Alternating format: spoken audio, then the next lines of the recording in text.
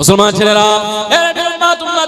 আল্লাহ নবী দিন ও দুনিয়ার বাদশা হাবিবুল্লাহকে নবী জনাবে মুহাম্মদুর রাসূলুল্লাহকে সাল্লাল্লাহু আলাইহি ওয়াসাল্লাম প্রত্যেক দিনে অনেক নামাজ তিনি আদা করতেন। সারা রাত তিনি ইবাদতে মশগুল থাকতেন, সারা রাত আল্লাহর জিকিরে মশগুল থাকতেন, সারা রাত আল্লাহর নামাজে মশগুল থাকতেন। মুস্তাফা আল্লাহর জন্য নিজের কপাল মোবারকটা সিজদায় ঝুঁকিয়ে দিতেন।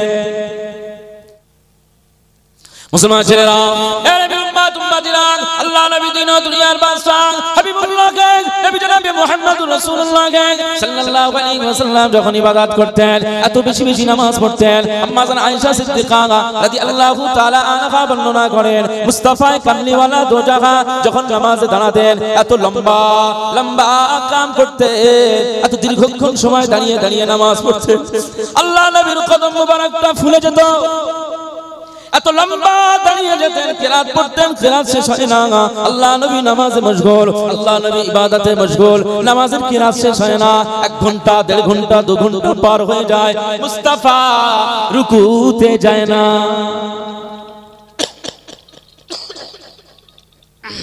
মুসলমান, আল্লাহ নবী কিরাত পড়ছেন কি দাঁড়িয়ে, কিয়াম মানে দাঁড়ানো, দাঁড়িয়ে দাঁড়িয়ে পড়ছেন, 1 ঘন্টা 1.5 ঘন্টা পার হয়ে যাচ্ছে, কিরাত শেষ হয়। আম্মা জান আয়েশা হুজুর বলছেন, এই দীর্ঘক্ষণ ধরে প্রায় রাতে নামাজ পড়তেন, তো এই জন্য মাঝে মধ্যে পা ফুলে যেত। আহা, আল্লাহু আকবার।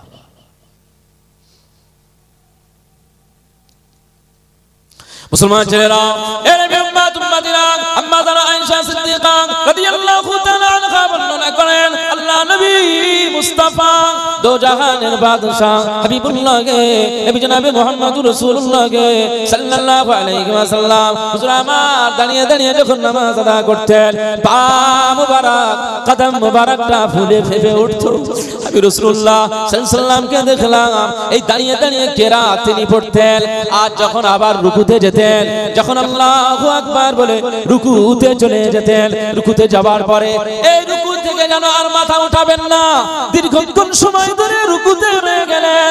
আম্মা জান আয়েশা হুজুর বলেন, যখন রাসূলুল্লাহ রুকুতে রইলেন তো রইলেন, না না না, আবার কিছু সময় পরে, দীর্ঘ সময় পরে যখন রুকু থেকে দাঁড়িয়ে পড়লেন, সামি আল্লাহু লিমান হামিদা বলে, রব্বানা লাকাল হামদ বলে দাঁড়িয়ে পড়লেন, আবার কিছু সময় দাঁড়িয়ে পড়লেন, না না না, আল্লাহ নবী এই দাঁড়িয়ে থাকবার পরে আবার সিজদায় চলে গেলেন। এই সিজদাটা লম্বা সিজদা, দীর্ঘক্ষণ সিজদা, সিজদা থেকে মাথা উঠান না, আল্লাহ নবী সিজদা থেকে মাথা উঠান না। আম্মা জান আয়েশা সিদ্দিকা রাদিয়াল্লাহু তাআলা আনহা বর্ণনা করেন, আল্লাহ নবী সিজদাতে এত কান্না কাঁদতেন, এত রোনাজারি করতেন, আমি আয়েশা সিদ্দিকা রাদিয়াল্লাহু তাআলা আনহা জানিয়ে দিলাম, আমার নবীর মতো নামাজ আমি আর আয়েশা জীবনে কাউকে দেখে না। যদি বলতে পারলেন না সুবহানাল্লাহ। আর আমরা যখন নামাজে ঢুকি বাবা, আমরা নামাজে ঢুকি তাড়াতাড়ি মনে হয় যেন সূরা কাউসারের মতো সব যদি শুরু হতো তো মাথা খারাপ করে দিত। সূরা কাউসার জানেন তো? বিসমিল্লাহির রহমানির রহিম, ইন্না আ'তাইনাকাল কাউসার ফাসাল্লি লিরাব্বিকা ওয়ানহার ইন্না শানিআকা হুয়াল আবতার। কোরআনুল কারীমের 114টা সূরার ভিতরে সবচেয়ে সংখ্যায় পরিমাণে ছোট সূরা হচ্ছে সূরাতুল কাউসার। একবার জোরে বলুন সুবহানাল্লাহ। তো আমাদের ধারণা যে এরকম ছোট ছোট সূরা যদি সব হতো তো 10 মিনিটের নামাজ আমি 2 মিনিটে কি করে আদায় করতে হয় আমি দেখি। এরকম মুসল্লি আসে না?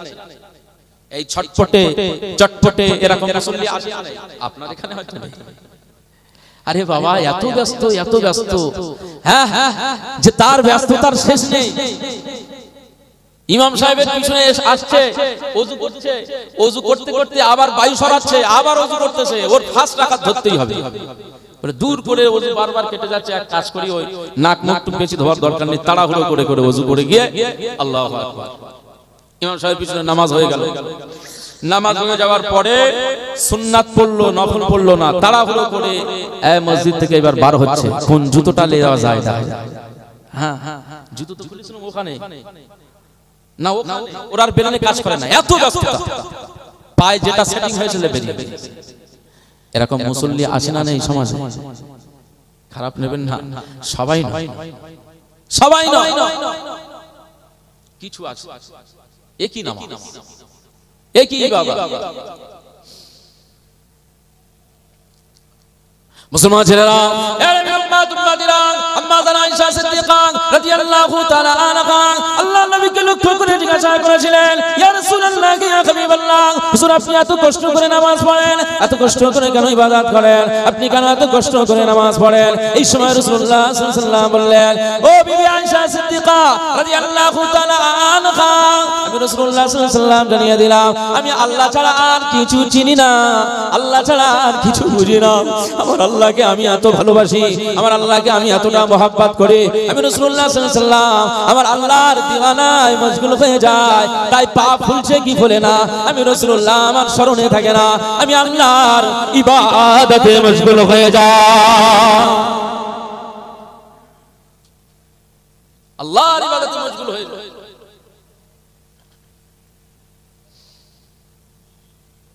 মুসলমান ছেলেরা,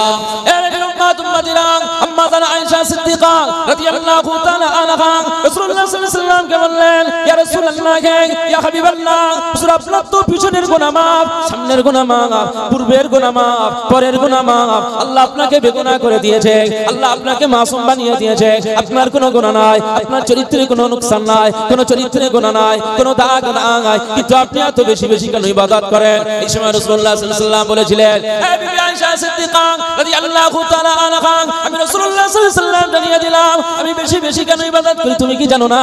আল্লাহ কত সম্পদ আমার জন্য দিয়েছে, গোটা দুনিয়া আমার জন্য দিয়ে দিয়েছে, গোটা উম্মতটা আমার জন্য দিয়ে দিয়েছে, হাওয়াজে কাউসারটা আমার জন্য দিয়ে দিয়েছে, মিজানের দাড়ি পাল্লাতে আমি রাসূলুল্লাহ সাল্লাল্লাহু আলাইহি ওয়াসাল্লাম যখন দাঁড়িয়ে থাকবো, আমার উম্মতের দাড়ি পাল্লাটা আমি রাসূলুল্লাহ আমার জন্য ভারী হয়ে যাবে, আমি রাসূলুল্লাহকে পুলসিরাতের কাছে দাঁড় করিয়ে দেবে, আমি রাসূলুল্লাহ সাল্লাল্লাহু আলাইহি ওয়াসাল্লাম জানিয়ে দিলাম, পুলসিরাতের জায়গায় আমার কোন গুনাহগার উম্মতি যদি পুলসিরাত না পার হতে পারে, আমি রাসূলুল্লাহ সাল্লাল্লাহু আলাইহি ওয়াসাল্লাম জানিয়ে দিলাম, আমি রাসূলুল্লাহ আমার গুনাহগার উম্মতিদের পার করার জন্য দাঁড়িয়ে থাকবো, আমি তাকে পার করার জন্য দাঁড়িয়ে থাকবো। আল্লাহ আমাকে এমন ক্ষমতা দিয়েছে, এত সম্মান দিয়েছে, এত মর্যাদা দিয়েছে, আমার মাধ্যমে একজন গুনাহগার উম্মতিও পুলসিরাত পার হয়ে যাবে। হবে না, হবে না, কি নবী আমরা পেয়েছি, আল্লাহু আকবার। মুসলমান ছেলেরা, আল্লাহ নবী দিন দুনিয়ার বাদশা হাবিবুল্লাহকে নবী জনাবে মুহাম্মদ রাসূলুল্লাহকে সাল্লাল্লাহু আলাইহি ওয়াসাল্লাম সেই সময় বিবি আয়েশাকে লক্ষ্য করে বলেছিল, বিবি আয়েশা, ও বিবি আয়েশা সিদ্দিকা রাদিয়াল্লাহু তাআলা আনহা, আমি রাসূলুল্লাহ সাল্লাল্লাহু আলাইহি ওয়াসাল্লাম এত বেশি বেশি কেন ইবাদত করি? এর কারণটা হলো আমি কি শুকরগুজারি কি বান্দা হতে পারবো না? আমি কি আমার আল্লাহর জন্য শুকরগুজারি কি বান্দা হতে পারবো না? এজন্য আমি রাসূলুল্লাহ সাল্লাল্লাহু আলাইহি ওয়াসাল্লাম আমার পা ফুলে গেলেও, পা ফুলে ফেপে গেলেও, আমার কষ্ট হলেও আমি আমার আল্লাহ ছাড়া কিছু বুঝি না, তাই আমার আল্লাহর জন্য রাতের বেলা রাত জেগে জেগে আমি রাসূলুল্লাহ সাল্লাল্লাহু আলাইহি ওয়াসাল্লাম আমার আল্লাহর দিওয়ানায় ইবাদতে মশগুল হয়ে যায়। এই জওয়ানেরা, যুবকেরা, আজকে তোমাদের ডেকে ডেকে বলে বলে এখনো নামাজই করানো যায় না। আফসোস, বিয়ের মজলিস হয়, আমরা তো ইমাম সাহেব হুজুররা সব বিয়ে পড়াতে যাই না, আমরা ইমাম সাহেব হুজুরদের ওই বিয়ের মজলিসে যখন খুতবা বা বিয়ে পড়ানোর সময় অনেক বরকে, অনেক দুলহাকে বলা হয় যে এরকম নামাজের বৈঠকের হালাতে বসো, উকিলও বসে, এরকম বসে তো নাকি? কত ছেলেরা, কত যুবকেরা ওর ভালো করে বৈঠকের হালাতে বসতে বললো, বৈঠকটাই বোঝে না, বৈঠকের হালাতে বসতেছে পা ফেরকে যাচ্ছে, পা বাঁকে না, এরকম বৈঠকের হালাতে বসে পা বাঁকছে না।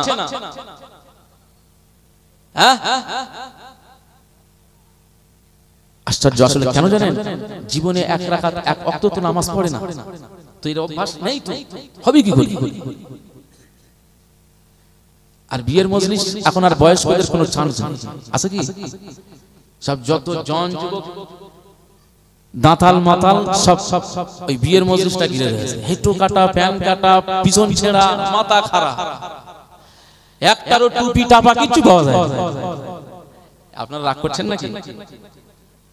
এই যা পরিস্থিতি বলছি, আগে বিয়ের মজলিসে সব বেশিরভাগ ছেলের দাদা, নানা বা গার্জেনদের পক্ষ থেকে সব মুরব্বিরা থাকতো, একটু দুয়ার ব্যাপার থাকে, দোয়া। যে একটা ছেলে আর একটা মেয়ের যে দাম্পত্য জীবনের সূচনা তৈরি হচ্ছে, লাইফ পার্টনার হচ্ছে।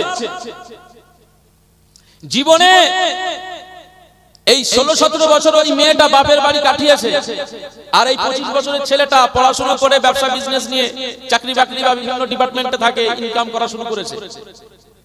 এই দুজনকে বিবাহ বন্ধনের একটা সূত্রপাত হচ্ছে এই মজলিস, এই মাহফিল দিয়ে। সেই জায়গায় সারা জীবনের জন্য তারা স্বামী স্ত্রী হিসাবে সংসার করবে, তাদের জন্য দোয়া দরকার আছে না? ছেলে মেয়েদের জন্য দোয়ার দরকার আছে না? বারাকাল্লাহু ফি নিকাহিহিম, আল্লাহ তাদের এই নিকাহে আল্লাহ বরকত দাও, তাদের সম্পর্কটা যেন অটুট থাকে। এইজন্য তো দোয়ার দরকার। তো দোয়া করতে গেলে যারা ভালো নামাজি, হাজি, মুসাল্লি, তাদেরকে ওই জায়গায় কেউ বসতে দেয় না। সব ওই হেঁটো কাটা প্যান্ট ছেঁড়া ওরাই বসে। তা আমি মাঝে মধ্যে একটু দোয়া, আমি সব টুপি পরে না, একটু তাওবা ইস্তেগফার পড়তে হবে সবাই মিলে। সবাই তাওবা ইস্তেগফার পড়ে একটু বিয়ে শাদী পড়াতে হবে। আরে বাবা, বিয়ে শাদী পড়াতে গেলে একটু ইস্তেগফার করতে হয়, কালেমা রাদ্দিগফার পড়িয়ে নিতে হয়, কারণ মুসলমানের সাথে বিয়ে করতে হবে, তাই না? আর এই ঈমান চলে যায় কি কারণে? আমরা সারা জীবন দেখা যাচ্ছে একটা ছেলেকে, যে ছেলেটাকে বিয়ে দিচ্ছি সে জীবনে নামাজ পড়ে, সারা জীবন গান বাজনায় মশগুল, মদ খায়। আর যে হালালকে হারামকে যে হালাল মনে করে, তার ঈমান থাকবে না যাবে? ঈমান থাকবে? চলে যাবে। তো এমন একজন বেঈমানকে দিয়ে যদি বিবাহ পড়ানো হয়, বেঈমানের যদি খুতবা পড়ানো হয়, এই যিনি পড়াবেন তার কিন্তু আবার ওই বিবির সমস্যা আছে। এই জন্য একটু তাওবা ইস্তেগফার পড়াতে হয়, কালেমা রাদ্দিগফার পড়াতে হয়, এই বিয়ের মজলিসে পড়াতে হয়। সব এই টুপিগুলো পরো, সব ছেলেরা ভাইরা সব টুপি পরো, সব পকেট থেকে এই সর্দি মশা, শিকনি মশা, এই রুমাল বার করে আর মাথায় দিচ্ছে। কি সব বলে টুপি গেল বলে হুজুর আনা হয়। তুমি সবচেয়ে একটা গুরুত্বপূর্ণ কাজে এসেছো, এত সুন্দর একটি কাজে, অথচ তুমি সুন্নাতি মাহফিলে নিয়ে এসেছো এত লাখ লাখ টাকা খরচ করে, কিন্তু একটা 10 টাকা 20 টাকা ওয়ালার একটা সুন্নাতি টুপি তুমি নিয়ে আসতে পারলে না। বরের হাতে জাঁতিটা ঠিক ধরিয়ে রেখে, হ্যাঁ, লোহার জাঁতি বরের হাতে দেয় না? এখানের মনে হচ্ছে সেই পরিবেশ নেই। আমাদের ওইদিকে বরেদের হাতে দাদিরা এই জাঁতি ধরিয়ে দেয়। মানে জাঁতি দেয় কেন জানেন? এর একটা রহস্য রয়েছে। এই জাঁতি বরেদের হাতে দেয় কারণ হলো যে ওই বিয়ের ময়দানে যেহেতু ছেলে যাচ্ছে, নাতি যাচ্ছে, বলা যায় না রাস্তাঘাটে জেন টেনের ব্যাপার থাকে, ভূত টুত ধরতে পারে, বা বিয়ের মজলিসে অনেক সব এরকম ভূত জেনের আসর পড়তে পারে। ওই জন্য হাতে একটা লোহার জাঁতি থাকলে ওরা জেন টেন কিছু ধরবে না, সুন্দরভাবে বিয়েটা হয়ে যাবে। বলুন নাউজুবিল্লাহ, বলুন নাউজুবিল্লাহ। আমার ভাইরা ভুল বুঝবেন না, আমি বলতে চাচ্ছি যে ছোট্ট একটা জাতির কত ওয়েট হবে? 200 থেকে 250 300 এরকম লোহার জাতি দিয়ে জেন তাড়ানো যায়? হ্যাঁ, গ্রিলের দোকানে আপনার কুইন্টাল কুইন্টাল গ্রিল সব রডফড আছে, তার মধ্যে যদি জেন ঢুকতে পারে, আর তোমার ওই সামান্য 300 জাতি দিয়ে তুমি জেন তাড়ান, এইসব সমস্যা কোথায় ফেলে রে ভাই? এইসব দাদি নানীদের এখনো বোঝানো যায়। বিয়ের মজলিসে অনেক কুসংস্কার আছে, অনেক। বিয়ের মজলিসে আপনার আমার বিয়ে হবে, তা আমার গায়ে হলুদ দেয়, গোসল করায়, আমি নিজেই আমার একটা দুলাভাই, একটু খালাতো দুলাভাইটাই একটু মনে মনে অসন্তুষ্ট করছিল। আমি আরে এসব একটু আনন্দ ঠিকই আছে, তা গায়ে আবার হলুদ দেওয়ার জন্য দাদি থেকে শুরু হবে, নানি থেকে শুরু হবে, মামি আসবে, খালা আসবে, মা আসবে, চাচি আসবে, এসে একটু বুকি মুকি ডলে দেবে হলুদ, গায়ে হলুদ। এটা সিস্টেম আছে নাকি? হ্যাঁ, একটা পুরুষের গায়ে ছেলে যখন বালেগ হচ্ছে, এই দুই ভাই পাশাপাশি শোয়া নিষেধ আছে, আর একটা মহিলা তার গা ডলে দেবে, হলুদ দিয়ে ডলে দেবে। আরে তুমি আশীর্বাদ বা দোয়া যাই করো না কেন, গায়ে হলুদ দিলেই যে আশীর্বাদ দোয়া হবে এটা তো নয়। মুসলমান, দোয়া তো এটাই হচ্ছে তোমার জন্য দোয়া। মুসলমান ছেলেরা, আল্লাহ পাক কুরআনুল কারীমে জানিয়ে দেন, উদউ রাব্বাকুম তাদাররুআন ওয়া খুফিয়া। যদি তোমার দোয়া করার ইচ্ছা হয়, যদি তুমি কল্যাণকামী হতে চাও, আমি আল্লাহ পাক জানিয়ে দিলাম, বিনয়ী হয়ে যাও, নম্রতা হয়ে যাও, আমি আল্লাহ পাকের দরবারে নরমপন্থী হয়ে যাও, আমি আল্লাহ পাকের দরবারে খুব কান্নাকাটির সাথে, বিনয়ের সাথে উদউ রাব্বাকুম, তোমাদের রবের কাছে দোয়াটা চেয়ে নাও, তোমার রবের কাছে চেয়ে নাও, তোমাদের রবের কাছে চেয়ে নাও। আমি আল্লাহ পাক জানিয়ে দিলাম, আমার কোন বান্দা বান্দি যদি আমি আল্লাহ পাক আমার কাছে চেয়ে নেয়, আমার কাছে বলে নেয়, আমি আল্লাহ পাক জানিয়ে দিলাম, আমার ওই বান্দা বান্দির দোয়াটাকে ফেরত দেব না, বরং আমি আল্লাহ পাক আমার ওই বান্দা বান্দিদের দোয়াটাকে আমি আল্লাহ পাক আরশে আজিমে কবুল করে নি। আরো জোরে বলুন সুবহানাল্লাহ। মুসলমান এইসব শিক্ষা নিতে হবে, এই মজলিসে তো বসতে হবে, এখানে বসলে সওয়াব আছে, কল্যাণ আছে, রহমত আছে। আর ওই ধই ধই করে বাদামের দোকান, জিলিপির দোকান আর গজার দোকান, ফুচকার দোকান করতে করতেই তোমার জীবন শেষ হয়ে যাবে, খাটিয়া হবে, আর কোনো কাজ হবে না। মরণ একদিন হবে না, এই মউত একদিন হবে না, হবে না। মানুষ মানুষ মানুষ যদি চেষ্টা করে সারা জীবন ধরে, কেউ কি চেষ্টা করে কি মরা থেকে বাঁচতে পারবে না? মৃত্যু থেকে কেউ বাঁচতে পারবে? হাজার চেষ্টা করলেও পারবে না। কোটি কোটি টাকা মানুষ রয়েছে পৃথিবীতে, যদি এমন সিস্টেম থাকতো যে কোটি কোটি টাকা খরচা করলে, কোটি কোটি টাকা খরচ করলে একটা অপশন আছে, সেই জায়গা গেলে, সেই ট্রিটমেন্ট করলে, সেই ডাক্তারের ধরলে, সেই মেডিসিন কিনলে কোটি কোটি টাকা দাম, যদি সেটা কেনা হয়, সেই টাকা দিয়ে যদি ওই মেডিসিনটা কিনে ইউজ করা হয়, তাহলে মানুষ মৃত্যু থেকে বেঁচে যাবে। এইটা যদি অপশন পৃথিবীতে থাকতো, কোটি কোটি টাকাওয়ালারা সেই জায়গায় ছুটতো না, ছুটতো না, শুধু বাঁচার জন্য, বাঁচার জন্য ছুটতো, কিন্তু অপশন নেই। আল্লাহ বলছেন পৃথিবীর যে প্রান্তেই থাকো না কেন, ওয়ালাউ কুনতুম ফি বুরুজিন মুসাইয়াদা, এমন কি তোমরা যদি একটা পরিপূর্ণ গম্বুজ, যার ভিতরে বাতাস ঢোকে না, যার কোনো ছিদ্র নেই, এর মধ্যেও যদি তুমি শুয়ে থাকো, বসে থাকো, মৃত্যু থেকে বাঁচার জন্য ওর মধ্যেও যদি লুকিয়ে থাকো, তবুও ফেরেশতা আজরাইল আলাইহিস সালাম তোমার ওখান থেকে জান কবজ করে বার করে নেবে। একবার জোরে বলুন সুবহানাল্লাহ। আল্লাহ পাকের ক্ষমতা আছে না? আচ্ছা, সেই আল্লাহর এই আয়াতে কারিমা দিয়ে এখন প্রমাণ হচ্ছে না? মানুষ দেখবেন কোটি কোটি টাকা খরচ করে ভেন্টিলেশনে যাচ্ছে না, যায় না? নার্সিংহোম, বড় বড় হসপিটালে ভেন্টিলেশনের মধ্যে, সেখানে কেউ নেই, কাঁচের ঘরের মধ্যে মানুষকে রাখা আছে না? নেই? হ্যাঁ, একটা মানুষ শুধু শ্বাস নিঃশ্বাস আসা যাওয়া হচ্ছে, এরকম একজন ব্যক্তিকে ভেন্টিলেশন, অর্থাৎ ওই কাঁচের ঘরের ভিতরে, কাঁচের মধ্যেই তার শুইয়ে রাখা আছে, তার অক্সিজেন যাতায়াত করছে, হাত পা নড়ে না, শুধু ওর মধ্যে। ওইরকম একটা পজিশন বর্তমানে আল্লাহর আয়াত দ্বারা প্রমাণ হচ্ছে যে তুমিও যদি এরকম গম্বুজ, এরকম চতুর্দিক থেকে ঘেরা আবদ্ধ, এর মধ্যে যদি তুমি থাকো মৃত্যু থেকে বাঁচার জন্য, না, আমি আল্লাহ বলছি ওর মধ্যে থেকেও ফেরেশতা আজরাইল তোমার রূহটাকে কবজ করে নেবে। মুসলমান ছেলেরা, এ নবীর উম্মত উম্মতিরা, আল্লাহ নবী দিন ও দুনিয়ার বাদশা হাবিবুল্লাহ কে, নবী জনাবে মুহাম্মদুর রাসূলুল্লাহ কে সাল্লাল্লাহু আলাইহি ওয়াসাল্লাম পাক খবরে জানিয়ে দিয়েছেন, এ আমার উম্মতেরা, এ আমার জাতিরা, শুনে রাখো, তোমরা বেশি বেশি আল্লাহকে ভয় করো, মৃত্যু থেকে কেউ বাঁচবে না, তবে মৃত্যুকে ভয় করো, কবরকে ভয় করো।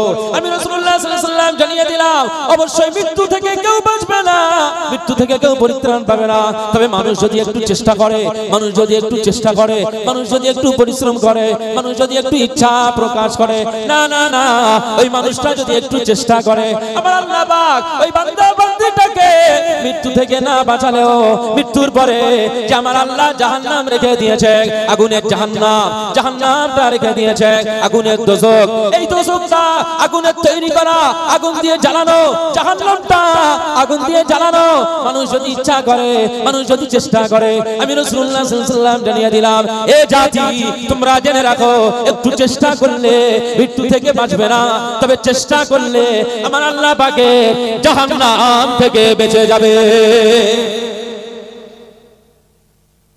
মৃত্যু থেকে কেউ বাঁচবে না, কিন্তু মানুষ চেষ্টা করলে জাহান্নাম আর আগুন থেকে বাঁচতে পারবে।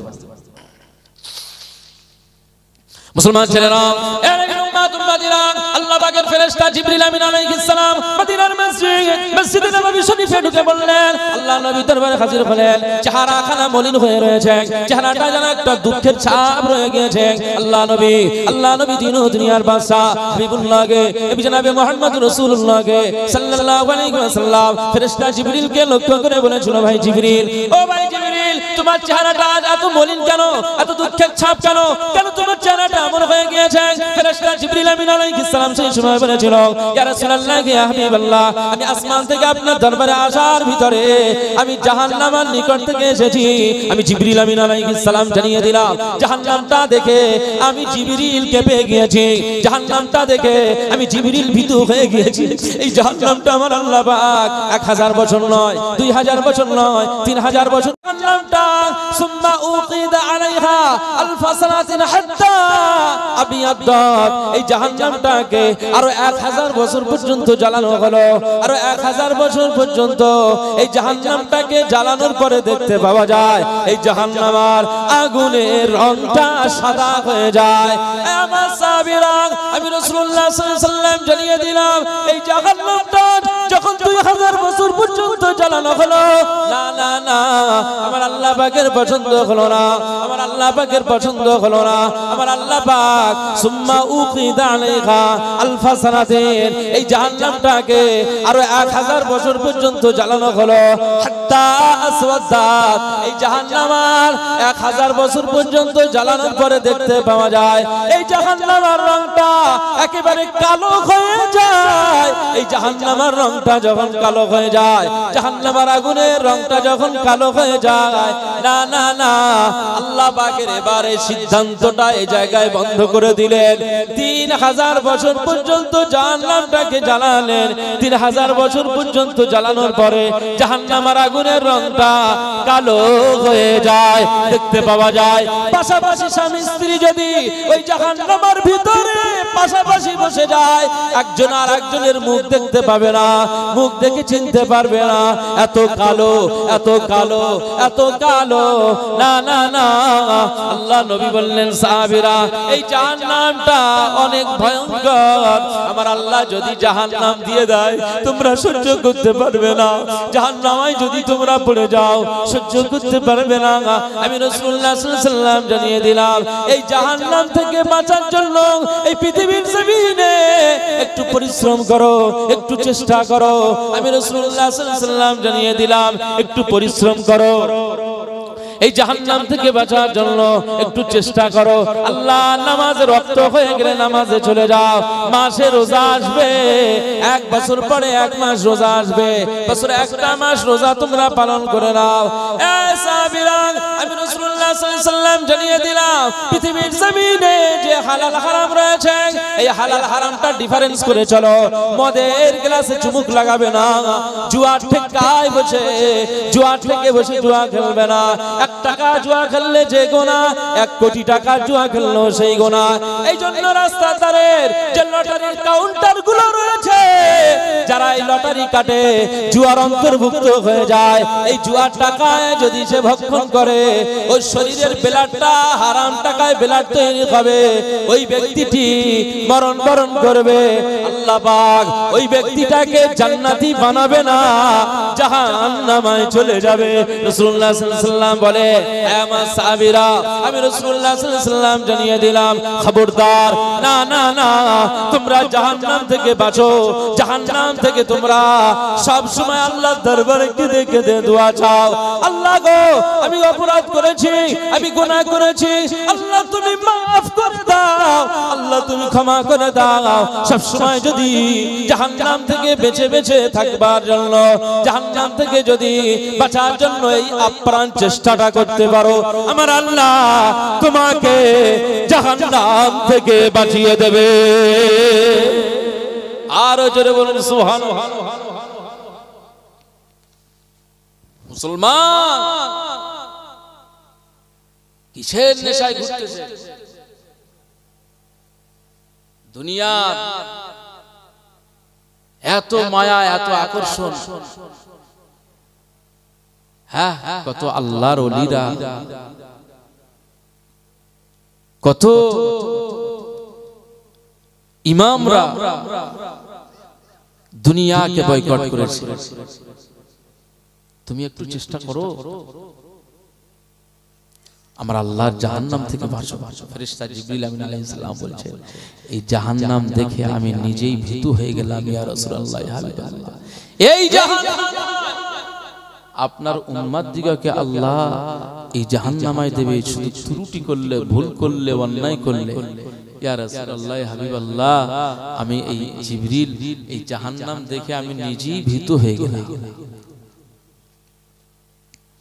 একবার দরুদ শরীফ আল্লাহুম্মা গরম পানি আছে দেখেন তো।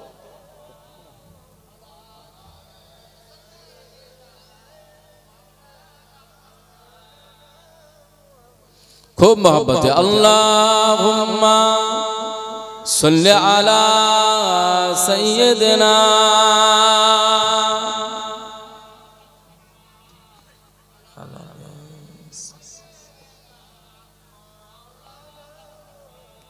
একদিন তোমার নাম মসজিদে হবে এলান, তৈরি থেকো তৈরি রেখো কবরের মাল সামান।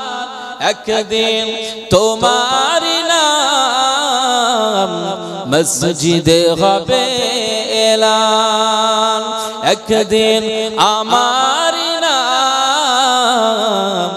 মসজিদে হবে এলান।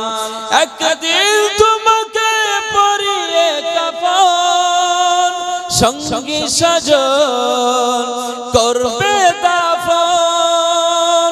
হঠাৎ চলে যাবে আদরের ধন, প্রিয় মা বাবার কাঁদিয়ে নয়ন। তৈরি থেকো সুন্নাত আমাল ইমান, একদিন তোমার নাম মসজিদে হবে এলান, একদিন আমার নাম মসজিদে হবে এলান। নামে সমঞ্জরি হলে করবে আটক, বন্ধ হয়ে যাবে জীবন নাটক। নামে সমঞ্জরি হলে করবে আটক, বন্ধ হয়ে যাবে জীবন নাটক। বাহাদুরি থাকবে না দেহে যৌবন, ফুরিয়ে বসন্ত আসবে শ্রাবণ। তৈরি থেকো তৈরি রেখো কুরআনি জীবন বিধান, একদিন তোমার নাম মসজিদে হবে এলান, একদিন আমার নাম মসজিদে হবে এলান। আল্লাহুম্মা সাল্লি আলা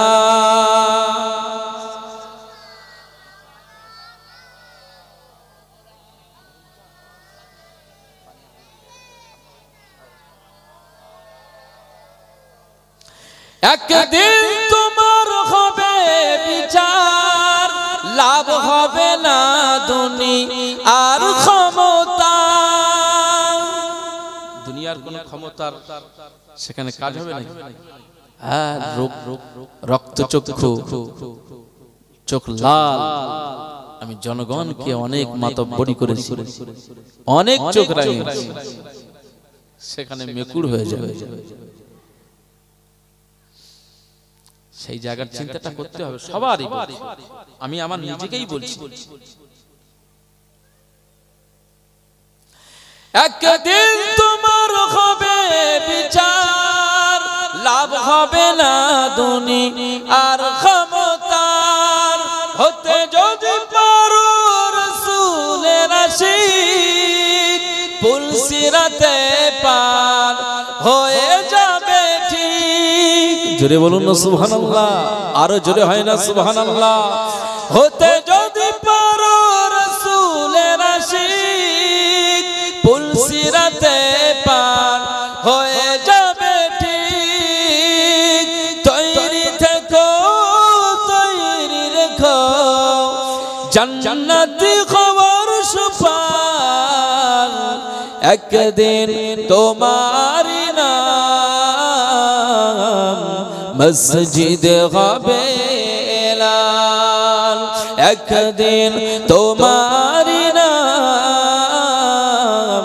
মসজিদ হবে এলান। তৈরি থেকো, তৈরি রেখো, কবরের মাল সামান, একদিন তোমারি নাম মসজিদ হবে এলান। আল্লাহুম্মা সাল্লি আলা।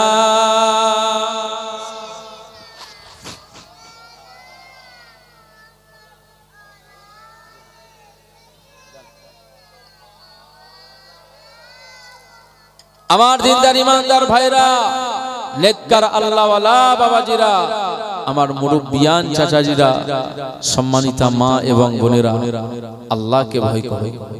৬০-৭০ বছর ৫৫ বছর সময় পাবেন, এর থেকে আর বেশি দিন ভ্যালিডিটি পাবেন না। মোবাইলের রিচার্জ ২৮ দিন, আগে ৩০ দিন ছিল, এখন কোম্পানি এমন সিস্টেম করে দিয়েছে ২৮ দিন, তারপরে ২৮ দুগুণে ৫৬ দিন, তারপরে হয়েছে ৮৪ দিন। ৩ মাস বলছে যে ৩ মাস ভ্যালিডিটি, ৩ মাস ভ্যালিডিটির সময়সীমা যদি আমরা হিসাব করি হবে কয় দিন? ৯০ দিন। সেখান থেকে কোম্পানি এমন চালাকি করে ৮৪ দিন করেছে। এই ৮৪ দিন আমরা যখন ৭০০ টাকা ৭১৯ টাকা ব্যালেন্স মারি, ৩ মাস ৮৪ দিন চলে। হ্যাঁ, এত দ্রুত সময় পার হয়ে যায়, যেই ভ্যালিডিটি বলছে যে ফোন যাচ্ছে না, সার্ভার ডাউন, তখন মনে হচ্ছে যে এত তাড়াতাড়ি ব্যালেন্স শেষ হয়ে গেছে, সেই দিনে মানলাম না।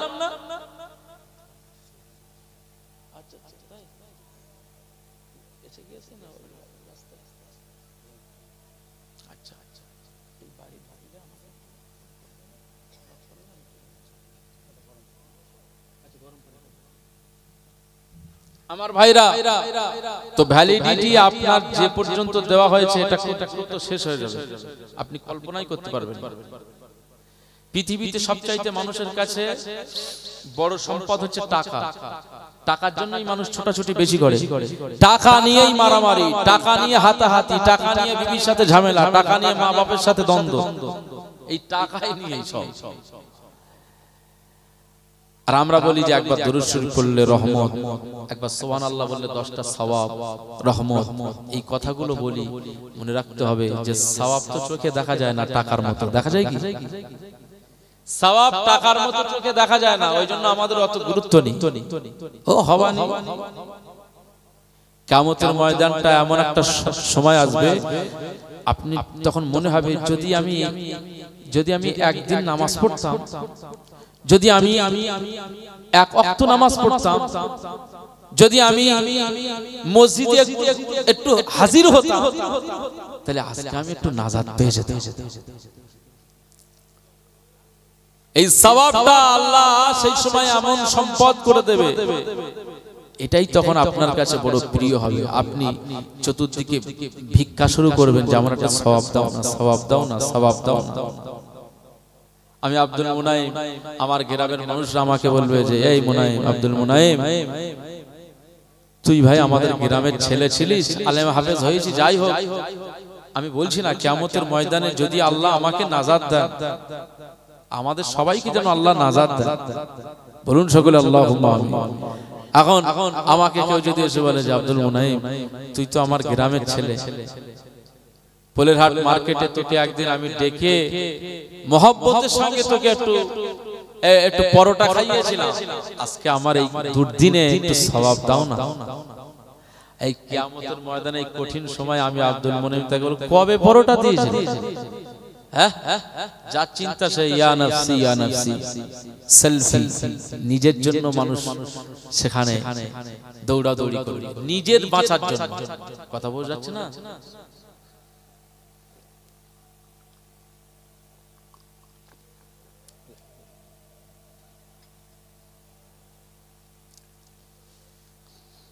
তো নিজের এই সম্পদ জোগাড় করার জন্য আজও বলছি, এখনো 40-45 গোপ দাড়ি পেকে গিয়েছে, নামাজ পড়ে না।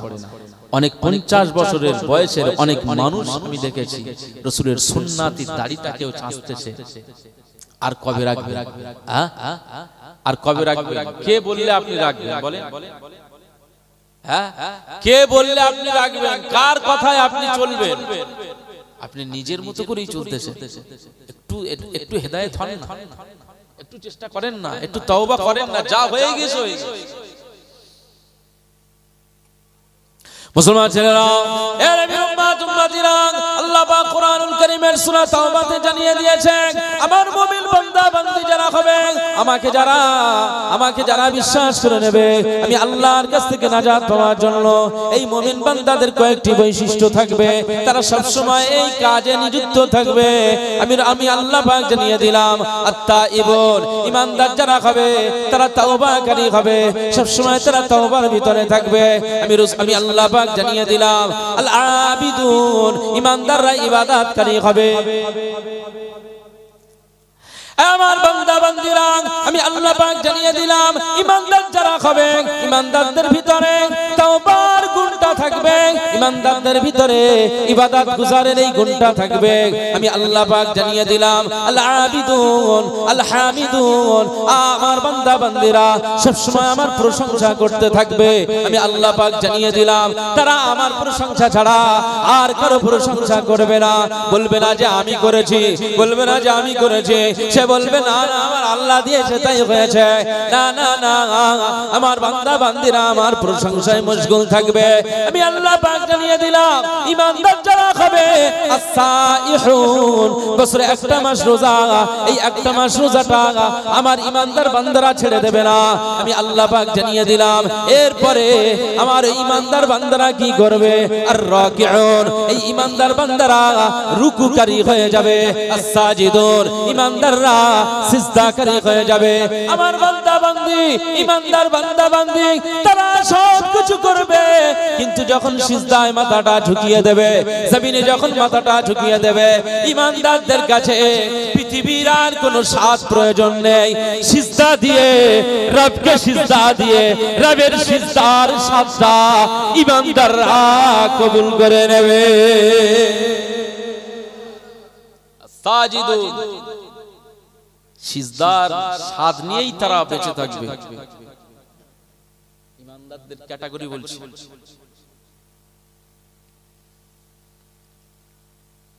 মুসলমান ছেলেরা, আমার আল্লাহ পাক বলেছেন, ঈমানদার যারা হবে, মুমিন যারা হবে, আমার মুমিন বান্দারা পৃথিবীর জমিনে আর তার ভিতরে কি গুণ থাকবে? আল আমিরুনা বিল মারুফ, পৃথিবীর জমিনে সে সব সময় মানুষদেরকে, জনগণদেরকে, নিজের ছেলে মেয়েদেরকে, আত্মীয় পরিজনদেরকে সব সময় ভালো কাজের আহ্বান করবে, ভালো পরামর্শ দেবে, সৎ নির্দেশনা দেবে। আমি আল্লাহ পাক জানিয়ে দিলাম, ভালো কাজের জন্য জনগণদেরকে আহ্বান করবে। একটা মানুষ যখন নামাজ পড়ে না, তাকে বলবে ভাই তুমি নামাজ পড়ো, নামাজ পড়ো, নামাজে মজা রয়েছে, নামাজ পড়লে গুনাহ মাফ হবে, নামাজ পড়লে জান্নাতের চাবি পাওয়া যাবে। এই বান্দা বান্দিগুলো, এই ঈমানদারগুলো মানুষকে ভালো কাজের পরামর্শ দেবে। আর ঈমানদারদের কি গুণ রয়েছে? আমি আল্লাহ পাক জানিয়ে দিলাম, ওয়াল্লাহুনা আনিল মুনকার, পৃথিবীর জমিনে আমার এই সমস্ত ঈমানদার বান্দা বান্দিরা পৃথিবীর জমিনে জনগণদেরকে অসৎ কাজ থেকে নিষেধ করতে থাকবে।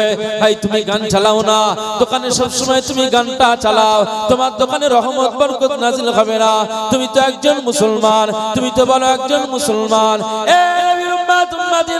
আল্লাহ পাক বলে, ঈমানদার যারা হবে, ওয়ান্নাহুনা আনিল মুনকার, পৃথিবীর জমিনে সে অসৎ কাজ থেকে নিষেধ করতে থাকবে। দোকানের ভিতরে যে ক্যারাম বোর্ড গুলো খেলা হয়, এই ক্যারাম খেলাটা নাজায়েজ হারাম, এই ক্যারাম বোর্ড খেলাটা নিষেধ করতে থাকবে। উম্মতিরা পৃথিবীর জমিনে ঈমানদারদের ভিতরে এই গুণগুলো থাকবে ওয়াল হাফিজুনা লিহুদুদিল্লাহ না না না আমি আল্লাহ পাক জানিয়ে দিলাম ঈমানদারদের ভিতরে আরেকটি সবচেয়ে বড় গুণ হলো আমার দেওয়া শরীয়তের সমস্ত বিধানকে মান্যতা দেবে শরীয়তটাকে আমার ঈমানদার বান্দা বান্দীরা হেফাজতের দায়িত্ব নিয়ে নেবে আরো জোরে বলুন সুবহানাল্লাহ এগুলো ঈমানদারদের কাজ অবাশশিরিল মুমিনিন আল্লাহ বলছেন গুড নিউজ নিয়ে নাও এই ঈমানদার মুমিন তোমাদের জন্য আখিরাতে আমি আল্লাহ কাঁটা তারের বেড়া দিয়ে রাস্তা বন্ধ আটকাবো না আমি আল্লাহ জান্নাতে আর তোমার সাথে একটা সম্পর্ক করে সোজা রাস্তা চলে যাও জান্নাতে চলে যাও গুড নিউজ অবাশশিরিল মুমিনিন যাও ঈমানদার জান্নাতে চলে যাও একবার জোরে বলুন সুবহানাল্লাহ তওবা করি আমরা তওবা কোথায় আত-তাইবুন তওবা কই মুসলমান ছেলেরা এর উম্মত উম্মতিরা আল্লাহ নবী সাহাবীরা বর্ণনা করেন আবু হুরায়রা রাদিয়াল্লাহু আনহু বর্ণনা করেন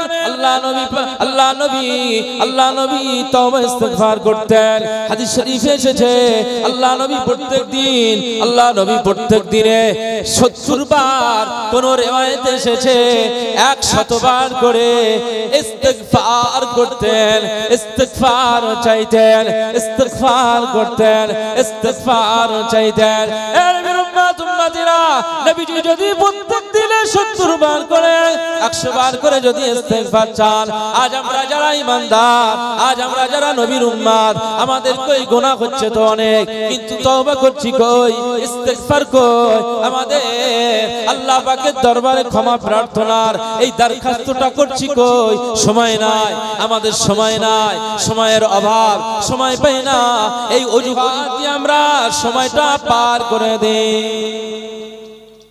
না একটু তাকবীর দান তো নারায়ে তাকবীর আওলাদে মুজাদ্দিদুজ জামান ভাইজান হুজুর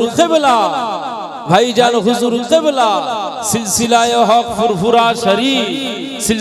হক ফুরফুরা শরীফ নারায়ে তাকবীর ভাইজান হুজুর চলে এসেছেন আর কিছু সময় পরেই আপনাদের সামনে উপস্থিত হবেন আপনারা খুশি না বেজার বলুন আলহামদুলিল্লাহ আমাদের ফুরফুরা দরবার শরীফ থেকে দাদা হুজুর কিবলার খানদানের একজন আওলাদ এসেছে আমরা খুশি অবশ্যই খুশি হওয়ার তো দরকার পীর ঘরানা পীর খানদানের আমাদের পীর মুর্শিদের খানদানের আওলাদ এসেছে শুধু কি তাই এই খানদান কোথায় কোন পর্যন্ত গিয়েছে হযরত সিদ্দিক আকবর আবু বকর সিদ্দিকী রাদিয়াল্লাহু তাআলা আনহু পর্যন্ত আমাদের ফুরফুরার সাথে আবু বকর সিদ্দিক আকবর রাদিয়াল্লাহু আনহুর সম্পর্ক একবার জোরে বলুন সুবহানাল্লাহ সেই ঘরের একজন উত্তরসূরি আসছেন এতে আমাদের খুশি হতে হবে আপনি একজন আলেমকে পেয়ে যদি খুশি হন আপনি একজন আবেদকে পেয়ে যদি খুশি হন আপনি যদি একজন হাজীকে পেয়ে খুশি হন আপনি যদি একজন মাওলানাকে পেয়ে খুশি হন আপনি যদি একজন ইমামকে পেয়ে খুশি হন আপনি একজন পীর সাহেব পীরজাদাকে পেয়ে যদি খুশি হন আমার আল্লাহ খুশি হয়ে যাবে একবার জোরে বলুন সুবহানাল্লাহ হাজী সাহেব পাশ দিয়ে যায় কোনো কেয়ার নেই আর একটু সামান্য একটু এমএলএ না সমিতিরও না সামান্য একটা মেম্বার পাশ দিয়ে গেলি ওরে বাবারে তার যা সম্মান করবে মাথা ওরে বাবা পেশাব ফিরে পানি নেই বসে পেশাব নেই দাঁড়িয়ে পেশাব আজব ব্যাপার মানুষ খাঁটি ছেড়ে নকলে দৌড়াচ্ছে সোনা ছেড়ে সিটি গোল্ডের পিছনে দৌড়াচ্ছে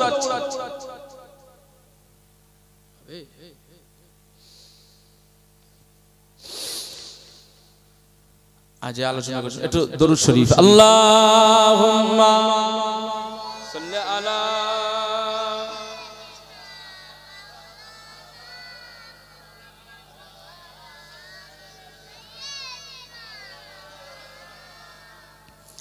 যদি নাত লিখিতে লিখিতে চোখে ঘুম চলে আসে, তুমি ঘুম পাড়িয়ে দিও রাসূল শিওরে এসে।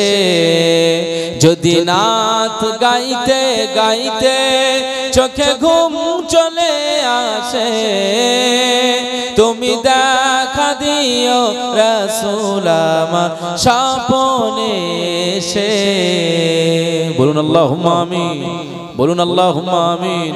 আমি শব্দ গাথি গানে তোমার ভাবনায়, কত সুর মেখে যে তারে মনের মতো সাজায়। আওয়াজ দিয়ে বলো না সুবহানাল্লাহ।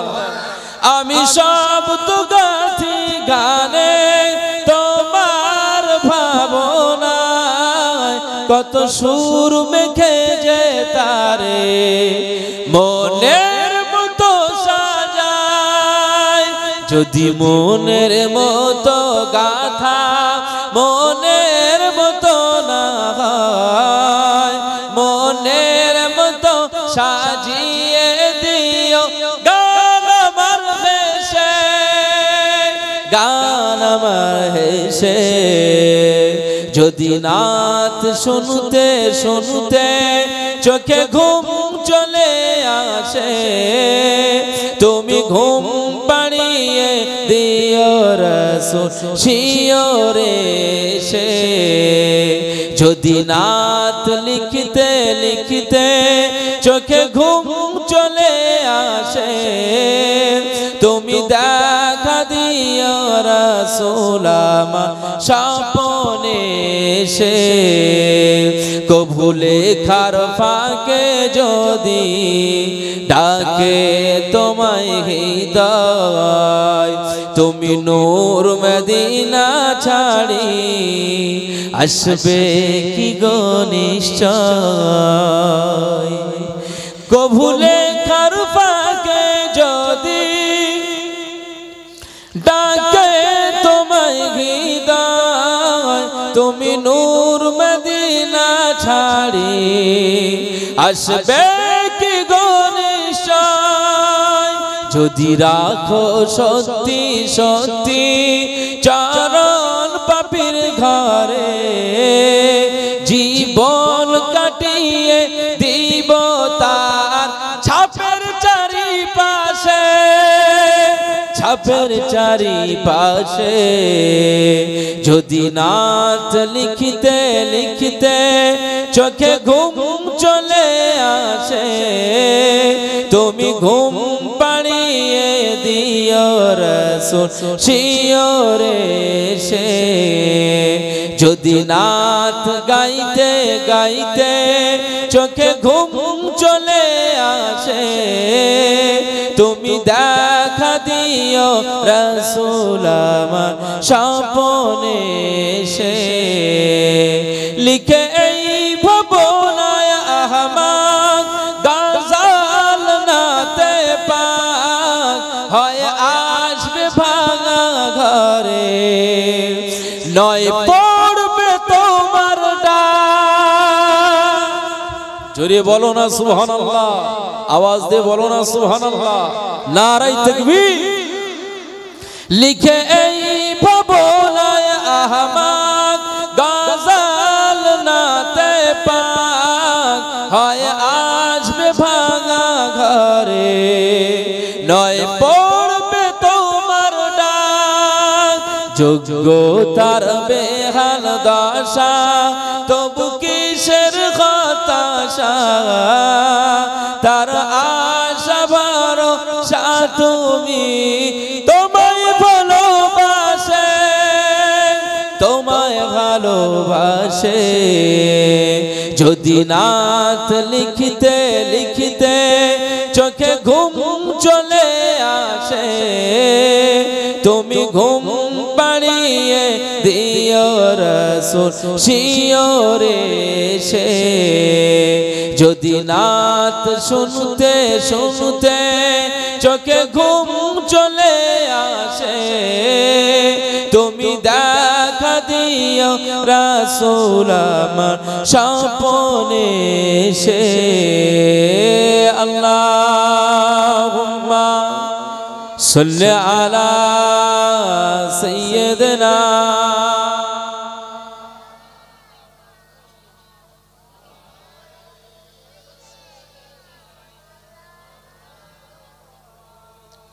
আমার দিনদার ইমানদার ভাইরা নেককার আল্লাহওয়ালা বাবাজিরা তো কি বলছিলাম আত্তাইবুন ইমানদাররা তওবাকারী হবে ইস্তিগফার করবে সব সময় চার ইমামের এক ইমাম ইমামে আহমদ বিন হাম্বল রাহিমাহুল্লাহ নাম শুনেছেন তো চার ইমামের এক ইমাম ইমামে আহমদ বিন হাম্বল রাহমাতুল্লাহি আলাইহি আর অপরিচিত ব্যক্তিদের এখানে থাকার নিয়ম নেই আমরা রাখতে পারবো না কিন্তু যুগশ্রেষ্ঠ একজন ইমাম সেই সমাজে ইমাম আহমদ বিন হাম্বল রাহিমাহুল্লাহ তার নাম এলাকায় সব ছড়িয়ে আছে সবাই জানে যে একজন যোগ্য ইমাম কিন্তু সবাই তো আর চোখে দেখে না সবাই তো চোখে দেখে মুসলমান ছেলেরা এর বিরুম্মাত উম্মতিরা আজ আপনাদের খিদমতে আমি বলতে চাইছি বেশি বেশি ইস্তিগফার করতে হবে বেশি বেশি তওবা করতে হবে বেশি বেশি তওবা করতে হবে বেশি বেশি ইস্তিগফার করতে হবে রাসূলুল্লাহ সাল্লাল্লাহু আলাইহি ওয়াসাল্লাম বলেছেন তোমরা বেশি বেশি তওবা করবে আমার আল্লাহ বলেছেন তোমরা বেশি বেশি তওবা করো ঈমানদারদের একটা গুণ হবে আত-তাইবুন আল আবিদুন আল হামিদুন আস-সাইহুন এর ভিতরে আত-তাইবুন এটা প্রত্যেকটা মুমিনের অন্তরে অন্তরে যেন থাকে আমি আল্লাহ পাক জানিয়ে দিলাম এরা সর্বদা সব সময় যেন আমি আল্লাহ আমার কাছে ইস্তিগফার করে তওবা করে এর বিরুম্মাত উম্মতিরা ইমাম আহমদ বিন হাম্বল রাহমাতুল্লাহ আলাইহি ওই মসজিদে পৌঁছে গেলেন রাত্রি যাপন করবেন মসজিদে তিনি থাকবেন না না না ইমাম আহমদ বিন হাম্বল রাহমাতুল্লাহ আলাইহি লক্ষ্য করে বলা হলো হুজুর আপনাকে রাখা হবে না কে আমরা চিনি না অপরিচিত ব্যক্তিদেরকে আমরা রাখতে পারবো না রাত্রে এখানে রাখার কোনো সিস্টেম নাই এর বিরুম্মাত উম্মতিরা ইমাম আহমদ বিন হাম্বল রাহমাতুল্লাহ আলাইহি বর্ণনা করেন না না না মসজিদের একেবারে নিকটে একজন রুটির দোকানদার রুটির ব্যবসা করে রুটি খাদ্য এই খাদ্যটা মানুষ কাছে ব্যবসার জন্য দোকান করে রেখেছে রাতের বেলা ওই রুটিওয়ালা দোকানদার আমাদের এই দৃশ্যটা দেখতে পেলেন আমাকে থাকতে দেয় না খাদেম আমাকে বার করে দেয় এই দৃশ্যটা যখন দেখতে পেলেন রুটিওয়ালার অন্তরটা রুটিওয়ালার মনটা নরম দিলের মন নরম মানুষ ওই রুটিওয়ালা আমি ইমাম আহমদ বিন হাম্বল রাহমাতুল্লাহ আলাইহি আমাকে ডাকলেন আমাকে ডেকে সালাম নিলেন আমি সালামের জবাব দিলাম আমাকে বলল কি ব্যাপারটা কে বলল আমি একটা জায়গায় যাব রাত হয়ে গেল কিন্তু আমার থাকবার কোনো জায়গা নাই ইমাম আহমদ বিন হাম্বল রাহমাতুল্লাহ আলাইহি বর্ণনা করেন সেই সময় রুটিওয়ালা আমাকে বলল আমি আপনাকে চিনি না তবে আজকে আমি একজন রুটিওয়ালা আমি একজন আল্লাহ পাকের বান্দা আজকে আপনার জন্য আমার এই হোটেলের ভিতরে আমি মেহমান করতে চাই আপনার জন্য আজ আমার এই হোটেলটা আপনার জন্য বরাদ্দ করে দিলাম আপনি রাতটা আমার এই হোটেলের ভিতরে এই রাতটা কাটিয়ে দেন হোটেলের ভিতরে আপনি থাকুন আমার কোনো আপত্তি নাই এর বিরুম্মাত উম্মতিরা রুটিওয়ালা ইমাম আহমদ বিন হাম্বল রাহমাতুল্লাহ আলাইহি ওই হোটেলের ভিতরে থেকে থাকবার পারমিশন দিয়ে দিলেন ইমাম আহমদ বিন হাম্বল রাহমাতুল্লাহ আলাইহি হোটেলের ভিতরে রইলেন হযরত ইমাম আহমদ বিন হাম্বল রাহমাতুল্লাহ আলাইহি বর্ণনা করেন আমি ইমাম আহমদ বিন হাম্বল রাহমাতুল্লাহ আলাইহি বলি যে তোমরা শুনে রাখো পৃথিবীতে অনেক মানুষ দেখতে পাবে আমি আহমদ বিন হাম্বল আমিও দেখতে পাচ্ছি এই যে রুটিওয়ালা সাধারণ একজন রুটিওয়ালা নয় আমি দেখতে পাচ্ছি রুটিওয়ালা খরিদ্দারদের বেচাকেনা করছে, রুটি বিক্রি করছে, খরিদ্দারদের বেচাকেনা করছে, রুটি বিক্রি করছে, রুটি গড়াচ্ছে, আছে কয়লা দিচ্ছে। আমি আহমদ বিন হাম্বল দেখতে পাই কিছু কিছু সময়ে, আমি সব সময় লক্ষ্য করছি রুটি গড়ানোর সময় আস্তাগফিরুল্লাহ আস্তাগফিরুল্লাহ লা হাওলা ওয়ালা কুওয়াতা ইল্লা বিল্লাহ, এই রুটিওয়ালা সব সময় ইস্তিগফারে মশগুল, সব সময় ইস্তিগফারে মশগুল, বেচাকেনা করছে, রুটি বিক্রি করবার পরে আস্তাগফিরুল্লাহল আযীম আস্তাগফিরুল্লাহ রাব্বি মিন কুল্লি যামব। আল্লাহ পাকের এই রুটিওয়ালা বান্দাটা আজ রুটি বিক্রি করার মাঝখানে আল্লাহ পাকের কাছে তওবা করে, ইস্তিগফার করে। আমি ইমাম আহমদ বিন হাম্বল রাহমাতুল্লাহ আলাইহি জানিয়ে দিলাম, এই রুটিওয়ালাকে আমি ডাকলাম, রুটিওয়ালাকে আমি জিজ্ঞাসা করলাম, এই রুটিওয়ালা তোমাকে আমি অনেকক্ষণ থেকে ফলো করছিলাম, তোমাকে আমি অনেকক্ষণ থেকে দেখছিলাম, তুমি রুটি বিক্রি করছো। রাতের বেলা আমি লক্ষ্য করছিলাম, রুটি বিক্রি করার মাঝখানেও নিজের কাজ করো, ইস্তিগফার করো, রুটি বিক্রি করো, ইস্তিগফার করো, তোমার জবানে সব সময় ইস্তিগফার যেন জারি রয়েছে। ও রুটিওয়ালা ব্যাপারটাকে ওই সময় রুটিওয়ালা বললেন, ও হুজুর আমি আপনাকে চিনি না, আমাদের মেহমান, আমি আপনাকে চিনি না, তবে আমি একজন সামান্য রুটিওয়ালা, আমি আমার জীবনে বেশি বেশি কি আমাল ইবাদত করেছি জানি না, তবে সব সময় আমি রুটিওয়ালা আল্লাহ পাকের ইস্তিগফার তওবাতে আমি মশগুল হয়ে যাই। মুসলমান কি ইবাদত আমাল আমার আছে আমি জানি না, তবে সব সময় আমি ইস্তিগফার করি, তওবা করি, এটা আমার অভ্যাস, এটা আমার আমাল। আমার সব সময় জানো আমার ভয় লাগে যে আমার আল্লাহ যদি আমার উপরে নারাজ হয়, আমার আল্লাহ যদি আমার উপরে বেজার হয়, আমি ধ্বংস হয়ে যাব, বরবাদ হয়ে যাব। আমার দুনিয়ার কোনো শখ নাই, আমি একটু আল্লাহর কাছে প্রিয় হতে চাই। এই জন্য সব সময় আমি ছোট ছোট হই, সব সময় আমার জবানকে ইস্তিগফারে আমি জারি করে রেখেছি। একবার জোরে বলুন সুবহানাল্লাহ।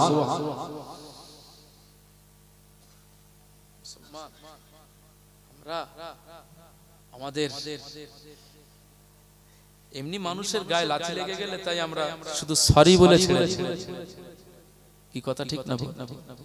একটু পা লেগে গেল সরি বলে ছেড়ে দিই না, বাবাজি হাজী সাহেব মানুষ, আপনার গায়ে পা লেগে গিয়েছে, কিছু মনে করবেন না, ক্ষমা করে দেবেন। আবার কেউ আসে লাগতেই পারে, মানুষ চলতে গেলে লাগবে, ও সব অত আবার ক্ষমা টমা চাওয়া, এটা হচ্ছে তাকাব্বুর, এটা হচ্ছে অহংকার।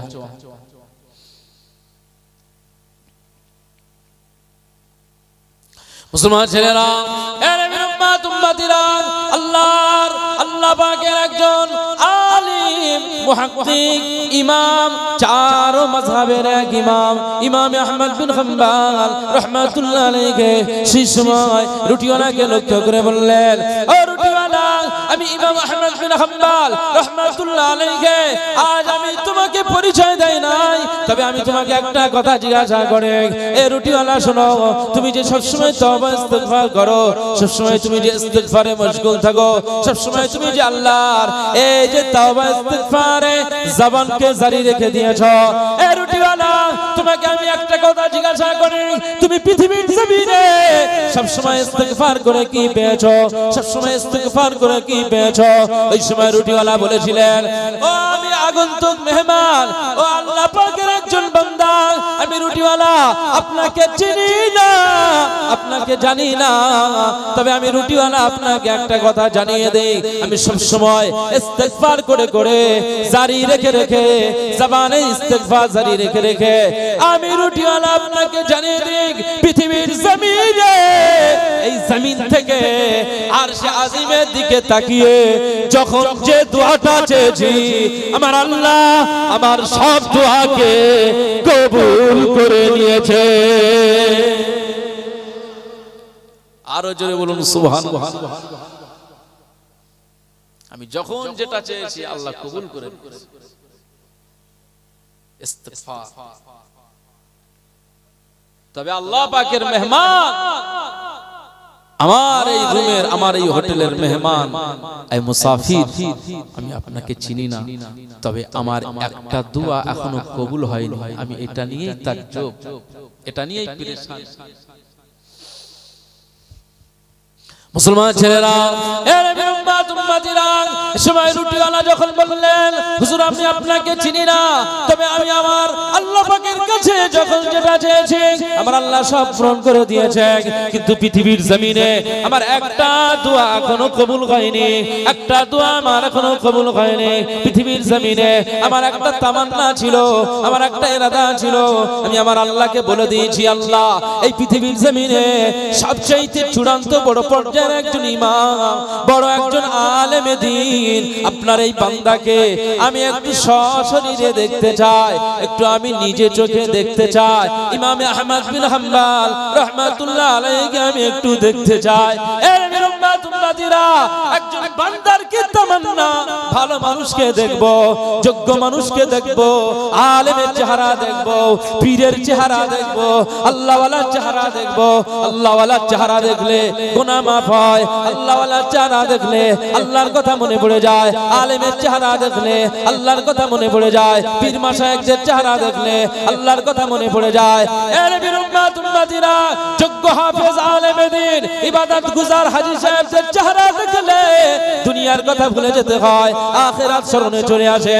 এর বিরুম্মাত উম্মতিরা আজ সমাজে আমরা একজন ভালো আলেমের চেহারা দেখব, হাজী সাহেবের চেহারা দেখব, ইমামের চেহারা দেখব, আল্লাহওয়ালার চেহারা দেখব।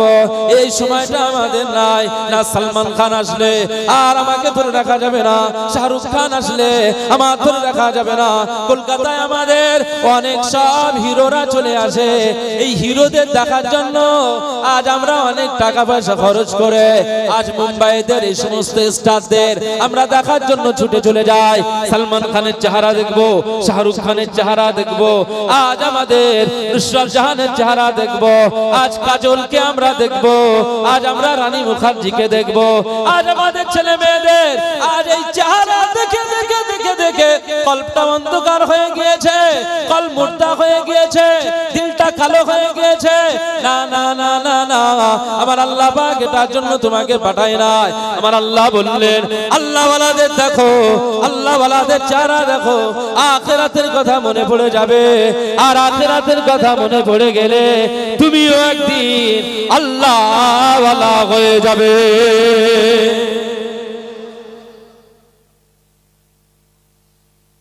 মুসলমান আজ আমরা কোথায়? মুসলমান ছেলেরা, রুটিওয়ালা সেই সময় বললেন হুজুর আমি আমার এই দোয়াটা কোনো আমি কবুল হলো না, আমি ইমাম আহমদ বিন হাম্বল রাহমাতুল্লাহ আলাইহিকে দেখতে চাই। এই আমি পৃথিবীর জমিনে আজ আমি যেন এই পৃথিবীর জমিন থেকে একদিন আমাকে আল্লাহ উঠিয়ে নেবেন, এই বেঁচে থাকা অবস্থায় ইমাম আহমদ বিন হাম্বলকে আমি দেখতে চাই। এই দোয়াটা আমি আল্লাহকে করে দিয়েছি, আল্লাহর কাছে চেয়ে দিয়েছি। না না না, আমার আল্লাহ পাক এখনো আমার এই দোয়াটা এখনো কবুল করেননি। এই একটা দোয়া ছাড়া আমি যখন যে দোয়াটা চেয়েছি আমার আল্লাহ সব দোয়া কবুল করে নিয়েছে। এর বিরুম্মাত উম্মতিরা ইমাম আহমদ বিন হাম্বল রাহমাতুল্লাহ আলাইহি চোখ দিয়ে পানি গড়িয়ে যায়, চোখ দিয়ে পানি ঝরে যায়। আমার মতো একজন গুনাহগার, আমার মতো একজন খাতসার, আজ আমি আহমদ বিন হাম্বল, আল্লাহ আমাকে কি দরজা দিয়েছে। না না না, আমি তো নিজেই একজন গুনাহগার, আমার দেখার জন্য মানুষ আল্লাহর কাছে দোয়া চায়। আমার মা কত দামি, আমার মা কত দামি, আমার দেখার জন্য মানুষ আল্লাহর কাছে দোয়া চায়। এর বিরুম্মাত উম্মতিরা কি অবস্থা দেখুন। ইমাম আহমদ বিন হাম্বল রাহমাতুল্লাহ আলাইহি সেই সময় রুটিওয়ালাকে লক্ষ্য করে বললেন রুটিওয়ালা, ও রুটিওয়ালা, না না না না না, আজ তোমার ইস্তিগফারের ফসল, তোমার তওবা করার ফসল আমার আল্লাহ দুনিয়াতে সব কবুল করে নিয়েছে। আজ তোমার আশা আমার আল্লাহ পূরণ করে দিয়েছে। এর বিরুম্মাত উম্মতিরা সেই সময় ইমাম আহমদ বিন হাম্বল রাহমাতুল্লাহ আলাইহি সেই সময় বললেন, এই রুটিওয়ালা শুনে রাখো, আমার আল্লাহর কাছে দোয়া চাইলে আমার আল্লাহ দোয়া ফেরত দেন না। আজ রুটিওয়ালা তোমার দোয়াটাকে আমার আল্লাহ কবুল করে নিয়েছে। আজ এই রাতের বেলা ইমাম আহমদ বিন হাম্বলকে তোমার হোটেলের তুমি মেহমান বানিয়েছো। আরো জোরে বলতে পারলেন না সুবহানাল্লাহ? মুসলমান, আল্লাহ তওবাকারীকে পছন্দ করে, ইস্তিগফার চানে ওয়ালাকে অনেক পছন্দ করে। সব সময় ওই রুটিওয়ালা ইস্তিগফার করতে, সব সময় তওবা করতে। আল্লাহ ওই বান্দাটাকে কবুল করেছেন, দুনিয়ায় যেটা চেয়েছে আল্লাহ কবুল করেছেন। একবার জোরে বলুন সুবহান। আমরা কোথায়? আমাদের ইস্তিগফারের সময় নেই, তওবা করার সময় নেই। মুসলমান ছেলেরা, আজ আমরা পৃথিবীর জমিনে কত গুনাহের কাজ করি, কত নোংরা কাজ করি, আমরা একবারও আল্লাহর কাছে তওবা করি না, মনে আমাদের আসে না। আজ ইমাম সাহেব শুক্রবারে, আজ ইমাম সাহেব দোয়া চাওয়ার আগে একটু তওবা করে, তাই আমরা তওবা করে। এই যে মজলিস হলো, এই মজলিসে আজকে পীরজাদা হযরত মাওলানা আল-হাজ আম্মার উদ্দিন সিদ্দিক আল কুরাইশি ভাইজান হুজুর কেবলা আজ এই দোয়া করার আগে একটু ইস্তিগফার করবে। আমরা ইস্তিগফার করব। এর বিরুম্মাত উম্মতিরা, হুজুর যখন ইস্তিগফার করবে আমরাও তখন ইস্তিগফার করব। আজ আমাদের এটা মাঝে মধ্যে এটা করি, কিন্তু কোন দিনের জন্য নিজে থেকে বিনয়ী হই না, নিজে থেকে ক্ষমা চাই না, আল্লাহর কাছে একটু তওবা ইস্তিগফার করি না। তাসবিহ দানা নিয়ে বসে যান, 100 বার করে সকাল সন্ধ্যায় 100 বার করে তওবা ইস্তিগফার করেন। আপনি যদি বেশি বেশি তওবা ইস্তিগফার করেন, আবার আল্লাহ আপনার উপরে খুশি হয়ে যাবে। তোমাকে শিখিয়েছেন তো তোমার আব্বা, তোমার আদি পিতা শিখিয়েছেন যে বিনয় কি করে হতে হয়। দেখো, আমি আদম আলাইহিস সালাম 350 বছর, 300 থেকে 350 বছর কেঁদেছি। একটা শুধু বিস্মৃতি হয়েছিল। নবীদের ত্রুটিটাকে আমাদের মতো ভুল বলা যাবে না, যে নবীরা ভুল করেছে এরকম ভাবে বলা যাবে। আল্লাহ মাঝে মধ্যে ওনাদের দ্বারাই কিছু পরীক্ষা নেন, বিস্মৃতি ঘটিয়ে দেন। এটা আল্লাহর পরীক্ষা। নবীরা যত পরীক্ষায় পড়েছে, আমি আপনি তত পরীক্ষায় এখনো, সেই পরীক্ষায় আমরা দেখতে পাই। সেই পরীক্ষা যদি আমাদের করেন আল্লাহ, কোথায় যাব আমরা? প্রত্যেকটা নবীকে আল্লাহ পরীক্ষা করেছে। আর এটা কোরআনের কথা। আল্লাহ বলছেন, আমি যাকে যত বেশি ভালোবাসি তাকে তত বেশি পাওয়ার দিয়ে ঈমানি পরীক্ষাটা আমি নিয়ে নিই। এজন্য সর্বশ্রেষ্ঠ দরজা নবিয়িন, তারপরে দরজা সিদ্দিকিন, তারপরে দরজা শুহাদা, তারপরে দরওয়াজা সালিহিন। আগে নবীদের দফতরটা আল্লাহ রেখেছেন। একবার জোরে বলুন সুবহানাল্লাহ। নবী আদম আলাইহিস সালাম কেঁদেছেন, আপনি কাঁদবেন না? তার আপনি কাঁদবেন নাটা কেন? আরাফার ময়দানে আপনারা হাজী সাহেবরা অনেকে এখানে আসেন নাকি? হাজী সাহেব আসেন তো এখানে অনেকে? আসেন কেউ? আচ্ছা থাক, চাই না থাক। আলহামদুলিল্লাহ, আপনাদের দোয়ার বরকতে, আল্লাহর খাস রহমতে এবছরে হজ মুবারকে গিয়েছিলাম। আবার সামনে হজ পাক আসছে। তো আমি আব্দুল মুনাইম আরাফার ময়দানটা দেখেছি, যেখানে 300-350 বছর বসে বসে যে পর্বতটায় নবী আদম আলাইহিস সালাম আল্লাহর কাছে কেঁদেছিলেন, দোয়া চেয়েছিলেন, আর জবানে বলেছিলেন, রব্বানা যালামনা আনফুসানা ওয়া ইল্লাম তাগফির লানা ওয়া তারহামনা লানাকুনান্না মিনাল খাসিরিন। কি আকর্ষণের জায়গা! আপনি সেই পাহাড়ের কাছে গিয়ে যখন দাঁড়াবেন, আপনি ওই পাহাড়ের দেখে আর ওই নবী আদম আলাইহিস সালামের ওই কথাটা স্মরণ করলেই আপনার চোখ দিয়ে পানি বার হয়ে যাবে। একবার জোরে বলুন সুবহানাল্লাহ। সব হাজী সাহেবদের চোখে পানি, সব হাজী সাহেবদের চোখে পানি। এটাকে জাবালে রহমত বলা হয়। মুসলমান ছেলেরা, এ নবী উম্মত উম্মতিরা, নবী আদম আলাইহিস সালাম 300 থেকে 350 বছর কেটেছেন আর জবানে বলেছেন রব্বানা যালামনা আনফুসানা ওয়া ইল্লাম তাগফির লানা ওয়া তারহামনা লানাকুনান্না মিনাল খাসিরিন। রব্বানা যালামনা আনফুসানা ওয়া ইল্লাম তাগফির লানা ওয়া তারহামনা লানাকুনান্না মিনাল খাসিরিন। আল্লাহ, আমার নফসের উপরে জুলুম করেছি, ওয়া ইল্লাম তাগফির লানা, আপনি যদি আমাকে ক্ষমা না করেন, আপনি যদি ওয়া তারহামনা, আপনি যদি আমাকে দয়া না করেন, না না না না, যদি আপনি দয়া না করেন, আপনি যদি ক্ষমা না করেন, লানাকুনান্না মিনাল খাসিরিন, তাহলে ধ্বংস হয়ে যাব, বরবাদ হয়ে যাব, নাস্তানাবুদ হয়ে যাব, আদম মিশে যাবে। না না না, আপনি দয়া করুন, আপনি মাফ করে দিন, আপনি ক্ষমা করে দিন। নবী আদম আলাইহিস সালাম, মা হাওয়া আলাইহিস সালাম সবাই কাঁদে আল্লাহ পাকের দরবারে। নবী আদম আলাইহিস সালাম কেঁদে কেঁদে দোয়া চায়, কেঁদে কেঁদে মাফ চায়। আমার আল্লাহ পাকের দরবারে দোয়া কবুল হয় না। এ নবী উম্মত উম্মতিরা, কিতাবের ভিতরে এসেছে নবী আদম আলাইহিস সালাম আল্লাহ পাকের দরবারে এই যে 300 350 বছর ধরে কাঁদছেন, আল্লাহর দরবারে দোয়া কবুল হয় না। এক তারিখে নবী আদম আলাইহিস সালাম আল্লাহ পাকের দরবারে বললেন, আল্লাহ, আমার দোয়াটা কবে কবুল হবে? আমি আদম বুঝতে পারি না, কি বললে খুশি হবেন, কিভাবে চাইলে খুশি হবেন, আমি আদমকে কবুল করবেন, আমি আদম আলাইহিস সালাম বুঝতে পারি না। আল্লাহ পাক, আপনার দরবারে আমি এই কথাগুলো বলছি, আপনি কি আমাকে মাফ করবেন না? আপনি কি এইভাবেই রেখে দেবেন?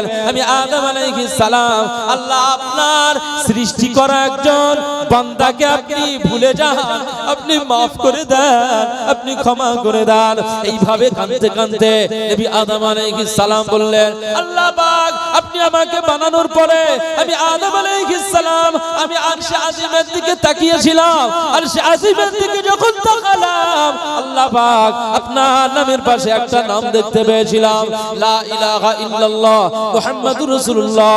এই নামটা আমি দেখতে পেয়েছিলাম। একবার জোরে বলুন সুবহানাল্লাহ। আরশে আজিমের গায়ে, আরশে আজিমের গায়ে লা ইলাহা ইল্লাল্লাহ মুহাম্মাদুর রাসূলুল্লাহ।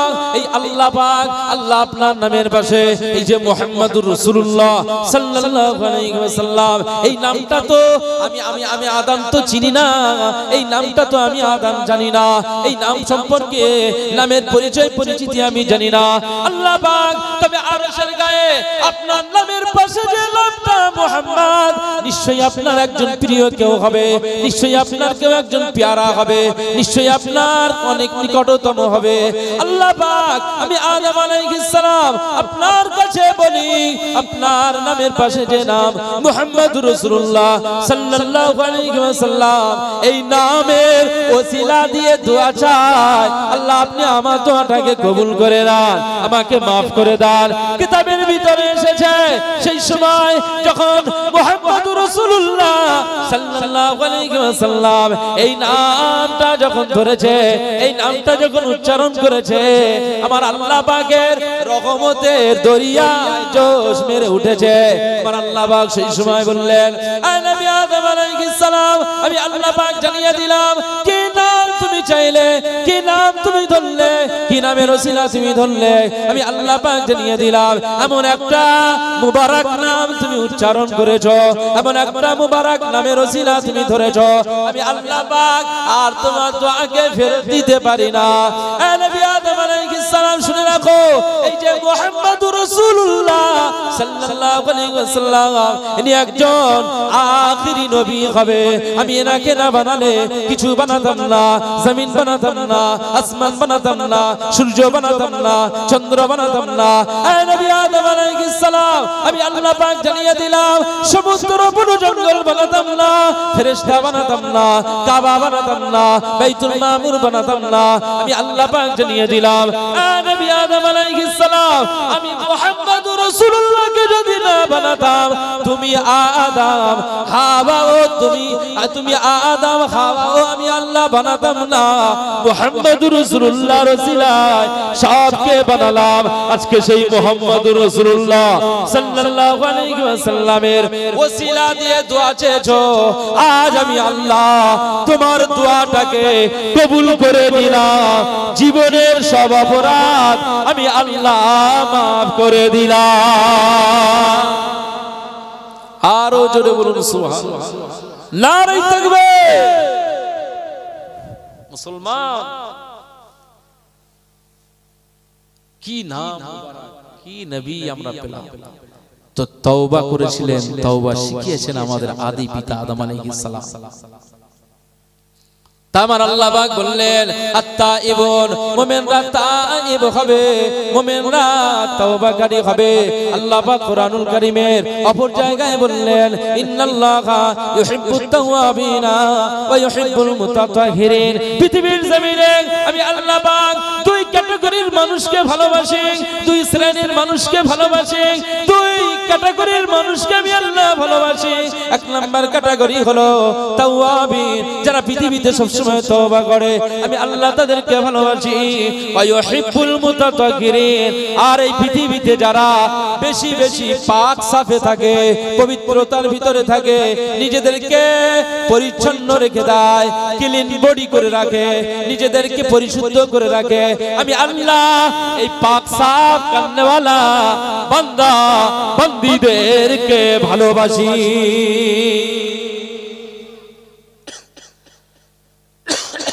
মুসলমান তওবাকারীকে ভালোবাসেন আর পবিত্রতা অর্জনকারীকে আল্লাহ ভালোবাসেন। দুই ক্যাটাগরির মানুষ দিগকে আমার আল্লাহ ভালোবাসে। একবার জোরে বলুন সুবহানাল্লাহ।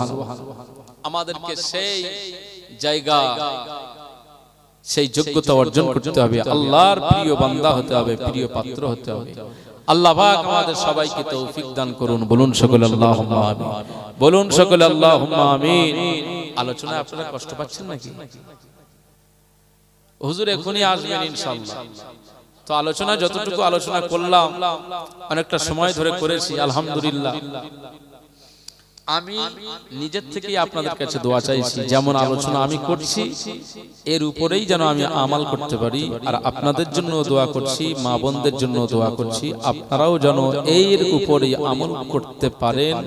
আল্লাহ আমাদের সকলের মুমিনের সর্বোচ্চ সম্মান আল্লাহ দান করেন। বলুন সকলে আল্লাহুম্মা আমিন।